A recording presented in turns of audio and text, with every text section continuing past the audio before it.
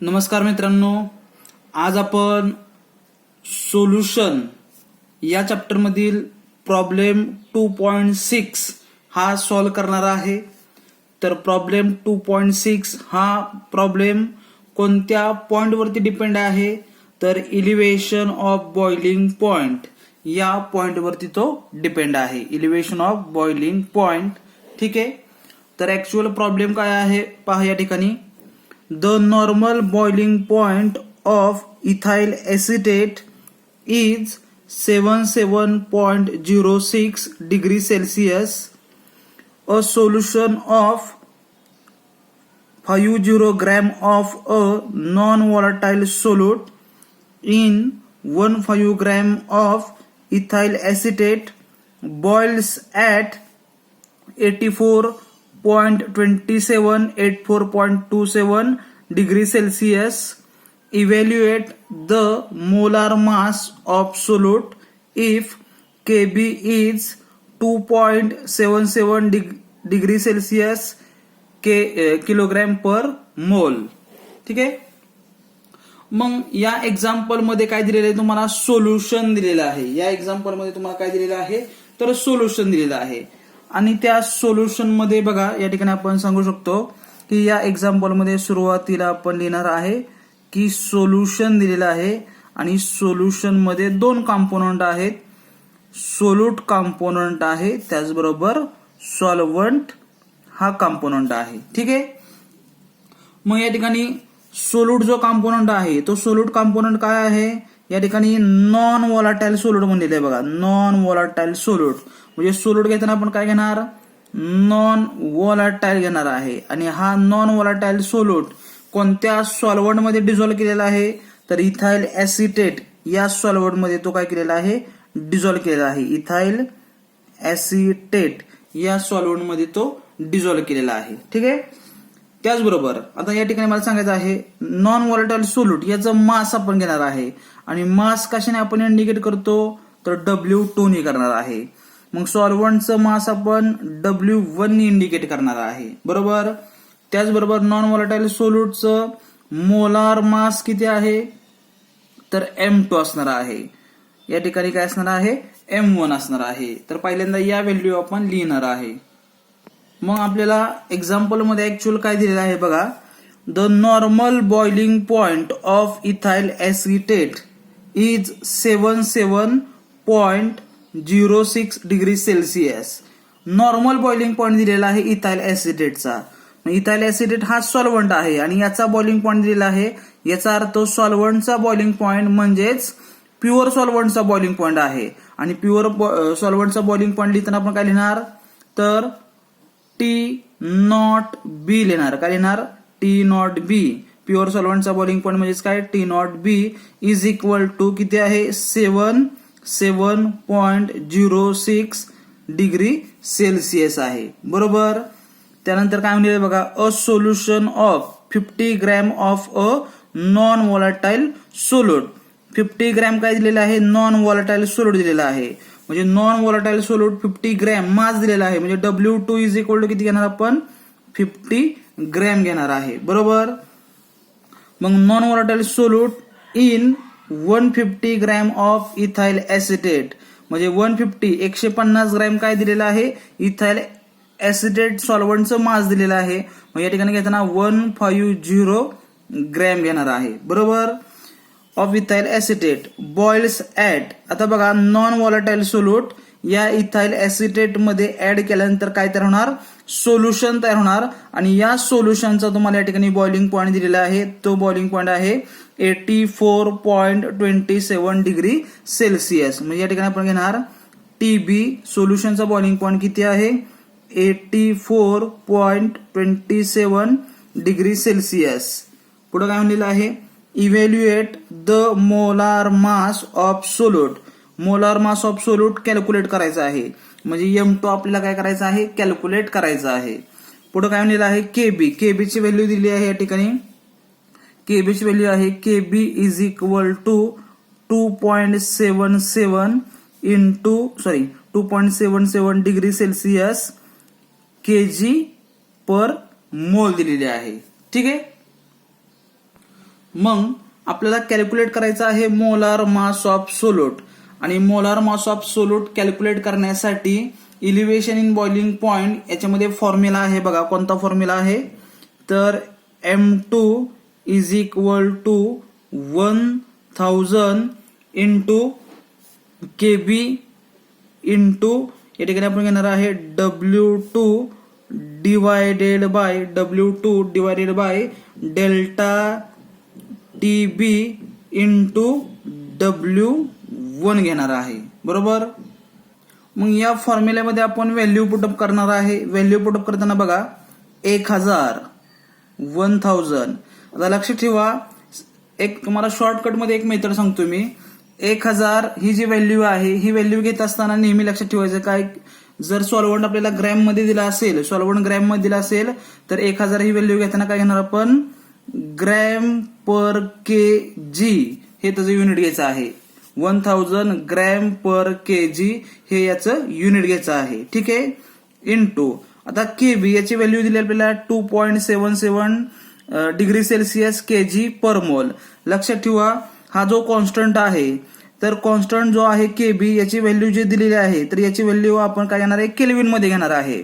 मग यामध्ये लक्षात ठेवा की डिग्री सेल्सिअस मध्ये जेवढी याची KB ची व्हॅल्यू असेल तेवढीच कशी असणार आहे केल्विन मध्ये असणार आहे. पुन्हा सांगतो की डिग्री सेल्सिअस मध्ये जेवढी व्हॅल्यू असणार आहे KB ची तीच व्हॅल्यू केल्विन मध्ये सुद्धा असणार आहे. म्हणजे या ठिकाणी आपण युनिट घेणार आहे 2.77 युनिट घेणार केल्विन kg पर मोल. म्हणजे मला सांगायचं आहे व्हॅल्यू मध्ये काही सुद्धा बदल होणार नाही, पण फक्त युनिट चेंज होणार आहे डिग्री सेल्सिअसचं केल्विन मध्ये, ठीक आहे. मग या ठिकाणी आपण व्हॅल्यू घेणार KB is equal to 2.77 kelvin kg per mole घेणार आहे. इंटू W2 आपल्याला किती दिलेला आहे तर 50 ग्रॅम दिलेला आहे. किती दिलेला आहे 50 gram divided by delta TB आपल्याला दिलेला नाही, पण डेल्टा TB म्हणजेच काय तर इलिव्हेशन ऑफ बॉइलिंग पॉइंट. मग इलिव्हेशन ऑफ बॉइलिंग पॉइंट आपण कॅल्क्युलेट करू शकतो. डेल्टा TB म्हणजे इलिव्हेशन ऑफ बॉइलिंग पॉइंट. मग इलिव्हेशन ऑफ बॉइलिंग पॉइंट म्हणजे तुम्हाला माहित आहे की सोल्युशनचा बॉइलिंग पॉइंट आणि सॉल्व्हंटचा बॉइलिंग पॉइंट, यामध्ये सोल्युशनचा बॉइलिंग पॉइंट हा काय असणार आहे हायर असणार आहे. सोल्युशनचा बॉइलिंग पॉइंट काय असणार हायर असणार, कारण त्यामध्ये आपण नॉन व्हॉलेटाइल सोल्यूट ऍड केलेला आहे. मग या ठिकाणी फॉर्म्युला काय घेणार TB मायनस T0B घेणार आहे. TB minus T0B. मग TB ची व्हॅल्यू तुम्हाला माहित आहे किती आहे तर 84.27 डिग्री सेल्सिअस मायनस T0B किती आहे तर 77.06 degree Celsius is equal to, आता यांच्यामधला डिफरन्स येणार आहे 7.21 डिग्री सेल्सिअस. याचं कन्व्हर्जन आपण केल्विन मध्ये करणार आहे. केल्विन मध्ये करत असताना 7.21 केल्विन. लक्षात ठेवा नेहमी डिफरन्स सेल्सिअस मधला असेल किंवा केल्विन मधला असेल तर तो काय येतो सेमच येतो. म्हणून या ठिकाणी आपण सेल्सिअसचं कशामध्ये कन्व्हर्जन केलं केल्विन मध्ये केलेलं आहे. म्हणजे या ठिकाणी डेल्टा TB याची व्हॅल्यू काय घेणार आहे तर 7.21 केल्विन घेणार आहे. इंटू W1 याची व्हॅल्यू आपल्याला दिली आहे 150 ग्रॅम दिलेली आहे, ठीक आहे. आता या स्टेपमध्ये तुम्ही पाहू शकता की आपल्याला युनिट कॅन्सल करायचं आहे. मग युनिट कॅन्सल करत असताना युनिट कशा प्रकारे कॅन्सल होईल बघा.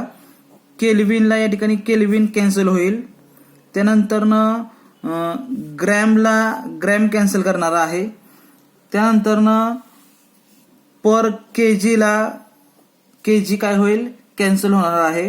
म्हणजे युनिट काय शिल्लक राहिलेलं आहे ग्रॅम पर मोल, आणि मोलार मासचं युनिट काय असते ग्रॅम पर मोलच असणार आहे. मग आता याचं कॅल्क्युलेशन करणार आहे. याचं कॅल्क्युलेशन आपण लॉगरिथमच्या सहाय्याने करणार आहे. पहा, ठीक आहे. या ठिकाणी तुम्ही बघू शकता आपण लॉग घेतलेला आहे. मग या ठिकाणी बघा 1000 त्याचबरोबर 2.77 आणि 50 ग्रॅम, तर यांचा आपण या ठिकाणी लॉग घेतलेला आहे. तर 1000 याची कॅरेक्टरिस्टिक किती आहे 3 आहे, आणि 10चा शून्यमध्ये लॉग 00 येणार आहे.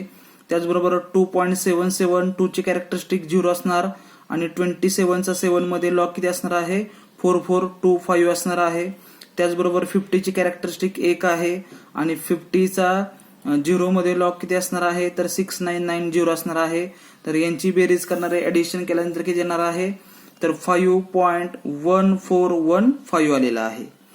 त्यानंतर या दोन संख्येचा आपण या ठिकाणी लॉग घेतलेला आहे. 7.21 7ची कॅरेक्टरिस्टिक 0 आहे. 72चा 1 मध्ये लॉग आहे 8579. त्यानंतर 150ची कॅरेक्टरिस्टिक 2 आहे. 50चा 0 मध्ये लॉग आहे 1761. यांची बेरीज केलेली आहे. या ठिकाणी मल्टिप्लिकेशन आहे म्हणजे लॉगची काय होणार आहे बेरीज होणार आहे.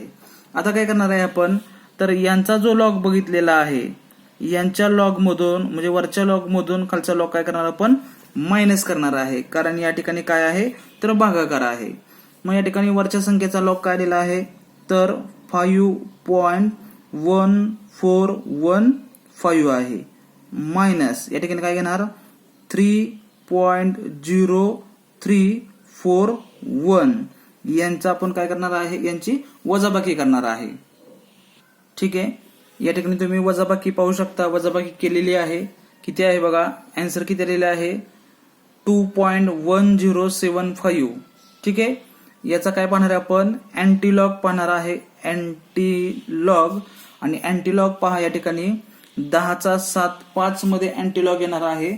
10चा 7 मध्ये अँटीलॉग आहे 1279 आणि 5 मध्ये मीन डिफरन्स आहे 1 म्हणजे याचा अँटीलॉग येणार आहे 1280 येणार आहे. अँटीलॉग किती येणार आहे 1280 येणार आहे. आता या ठिकाणी कॅरेक्टरिस्टिक 2 आहे म्हणजे 2 मध्ये +1 करणार आपण 3 होणार आहे आणि 3 संख्येच्या पुढे आपण पॉईंट देणार आहे म्हणजे आपला आन्सर आलेला आहे 128.0. मग या ठिकाणी आपण आन्सर लिहिणार आहे 128.0 आणि युनिट काय शिल्लक राहिलेले आहे तर ग्रॅम पर मोल. मग या ठिकाणी युनिट देणार ग्रॅम पर मोल हे युनिट देणार आहे. तर हे आपण मोलार मास कॅल्क्युलेट केलेलं आहे. कशाचं नॉन व्हॉलाटाईल सोल्यूटचं म्हणजे नॉन व्हॉलाटाईल सोल्यूटचं मोलार मास किती आहे तर 128 ग्रॅम पर मोल एवढा आहे. ठीक आहे, त्याचबरोबर जाता जाता मला तुम्हाला सांगायचं आहे की तुम्हाला प्रश्न पडला असेल की या ठिकाणी व्हॅल्यू घेत असताना 7.21 डिग्री सेल्सिअस मध्ये आहे आणि डायरेक्ट केल्विन मध्ये आपण तीच व्हॅल्यू घेतलेली आहे. तर तुम्हाला प्रश्न पडला असेल तीच व्हॅल्यू आपण कशी घेतलेली आहे 7.21 ही व्हॅल्यू डिग्री सेल्सिअस मध्ये आणि 7.21 तीच व्हॅल्यू आपण केल्विन मध्ये घेतलेली आहे. तर असं आपण कसं घेऊ शकतो असा प्रश्न तुम्हाला पडला असेल तर या ठिकाणी मी तुम्हाला सांगू इच्छितो की बघा या ठिकाणी डेल्टा टीबी आपण डिफरन्स काढतोय. इलिव्हेशन ऑफ बॉइलिंग पॉईंट मधला डिफरन्स काढतोय. सपोज या ठिकाणी 2 व्हॅल्यू मधला आपण डिफरन्स घेतोय. पहिली आहे 10 डिग्री सेल्सिअस वजा 5 डिग्री सेल्सिअस यांच्यामधला डिफरन्स किती आलेला आहे 5 डिग्री सेल्सिअस आलेला आहे बरोबर. त्याच व्हॅल्यू आपण केल्विन मध्ये घेऊ. केल्विन मध्ये बघा 10 केल्विन वजा 5 केल्विन डिफरन्स किती आलेला आहे 5 केल्विन. म्हणजे मला सांगायचं आहे इलिव्हेशन ऑफ बॉइलिंग पॉईंट यांच्यामधला डिफरन्स डिग्री सेल्सिअस मध्ये जेवढा असेल तेवढाच केल्विन मध्ये असणार आहे. म्हणून मला सांगायचं आहे की व्हॅल्यू तीच राहणार फक्त काय चेंज होणार आहे तर या ठिकाणी युनिट चेंज होणार आहे. डिग्री सेल्सिअस ऐवजी काय घेणार आहे केल्विन. त्याच पद्धतीने या ठिकाणी आपण घेतलेलं आहे की 7.21 डिग्री सेल्सिअसचं केल्विन मध्ये कन्व्हर्जन केलं 7.21 केल्विन केलेलं आहे. ठीक आहे, त्याचबरोबर या एक्झाम्पल मध्ये तुम्हाला अजून एक शंका असेल की KB is equal to 2.77 degree Celsius kg per mole ही जी व्हॅल्यू आहे सेम टू सेम तीच व्हॅल्यू केल्विन मध्ये सुद्धा आहे 2.77 केल्विन kg पर मोल. म्हणजे फक्त युनिट मध्ये चेंज झालेला आहे. डिग्री सेल्सिअस ऐवजी केल्विन दोन्ही व्हॅल्यू सेम आहेत. हे असं कसं काय तर तुम्हाला हा प्रश्न पडला असेल तर त्यासाठी ही टर्म तुम्ही लक्षात घ्या. बघा तुम्हाला या ठिकाणी delta TB is equal to KB into M हा इलिव्हेशन ऑफ बॉइलिंग पॉईंट हा फॉर्म्युला तुम्हाला झालेला आहे. समजा आपण डेल्टा टीबीची व्हॅल्यू 2.77 डिग्री सेल्सिअस घेतली. समजा डेल्टा टीबीची व्हॅल्यू आपण 2.77 डिग्री सेल्सिअस समजा घेतली. मग या ठिकाणी फॉर्म्युला काय तयार होईल बघा केबी कॅल्क्युलेट करायचं आहे. मग KB is equal to delta TB divided by M ही व्हॅल्यू आपण घेणार. मग डेल्टा टीबीची व्हॅल्यू किती आहे आपण घेतली आहे 2.77 degree Celsius divided by molality आपण किती घेणार तर 1 मोल या ठिकाणी घेणार 1 मोल पर केजी. मॉलिटी किती घेणार 1 मोल पर केजी. मग या ठिकाणी तुम्ही पाहू शकता 2.77 डिग्री सेल्सिअस व्हॅल्यू आहे अशीच असणार आहे बरोबर. मग हा मोल वरती आल्यानंतर काय होणार पर मोल आणि पर केजी वरती आल्यानंतर काय होणार केजी म्हणजे युनिट काय येणार या ठिकाणी केजी पर मोल किंवा या ठिकाणी तुम्ही पाहू शकता 2.77 डिग्री सेल्सिअस केजी पर मोल हे युनिट येणार आहे बरोबर. म्हणजे या ठिकाणी मला सांगायचं आहे की केबीची व्हॅल्यू 2.77 डिग्री सेल्सिअस घेतल्यानंतर व्हॅल्यू किती येणार आहे 2.77 डिग्री सेल्सिअस केजी पर मोल येणार आहे. आता केल्विन मध्ये पाहू शकतो आपण केबी आपल्याला कॅल्क्युलेट करायचं आहे delta TB divided by M. समजा डेल्टा टीबी आपण 2.77 केल्विन मध्ये घेतला तर या ठिकाणी तुम्ही पाहू शकता 2.77 केल्विन डिवायडेड बाय मॉलिटी किती असणार 1 मोल पर केजी मॉलिटी आहे इज इक्वल टू. मग या ठिकाणी बघा हा मोल वरती आल्यानंतर काय होणार पर मोल आणि केजी वरती आल्यानंतर काय होणार पर केजी म्हणजे युनिट काय येणार आहे या ठिकाणी युनिट काय येणार आहे केजी पर मोल. पुन्हा एकदा बघा 1 मोल हा मोल वरती आल्यानंतर काय होईल या ठिकाणी हा मोल वरती आल्यानंतर ना काय होईल पर मोल आणि पर केजी वरती आल्यानंतर काय होणार आहे केजी होणार आहे. म्हणजे युनिट काय येणार बघा 2.77 केल्विन केजी पर मोल. मग या दोन्हीमध्ये तुम्ही पाहू शकता की फक्त डिग्री सेल्सिअसच्या ऐवजी काय आलेला आहे केल्विन आलेला आहे. बाकी फिगर कसे आहे सेम आहे. तर हा डिफरन्स तुम्ही याच्यामध्ये लक्षात घ्यायचा आहे. ठीक आहे. धन्यवाद.